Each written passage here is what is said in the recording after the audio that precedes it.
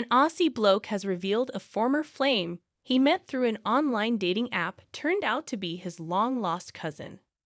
Hunter Smith said he met the man on Tinder and later received an ominous message after the relationship ended saying they needed to talk. Miss Smith said his mind immediately raced with all the possible scenarios. Did he need money? Somewhere to stay? Was he riddled with disease? He wrote in a column for Mamamia this month. He said when the pair eventually spoke, the shocking reality trumped them all.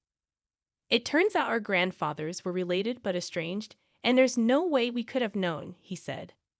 We're cousins. Distant cousins, I promise, but cousins nonetheless. Mrs. Smith, a 2004 Pakenham Youth of the Year recipient, said his ex-fling had made the sobering discovery by going down an Ancestry.com rabbit hole. Miss Smith derided the trend that has sprung up in recent years for curious Australians to delve into their family tree. They'll latch onto any connection with Australian history, if they can use Ancestry to prove they descended from someone aboard the First Fleet. Then they will become an Ancestry A-lister, he wrote. Sadly, most will have to settle for something less grand. Your auntie knew Harold Holt? Your grandfather worked the Snowy Hydro? Your cousin built the Big Banana? Big whoop. We're now so engrossed by family trees that we have entire television shows dedicated to the average histories of earnest celebrities. Want to watch a Wiggle discover their grandmother was the first woman to sell gelatin in Geraldton? Wake up, Jeff, you've bored yourself to sleep.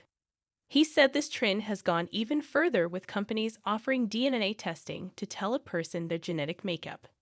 People everywhere are self-swabbing and sending their data to corporate labs to find out their geographical origin, he wrote. Australians everywhere are learning that they're not just Australian. They're special. They're 4% French or Dutch or Samoan or Irish, and they'll make this tiny exoticism the new cornerstone of their personality.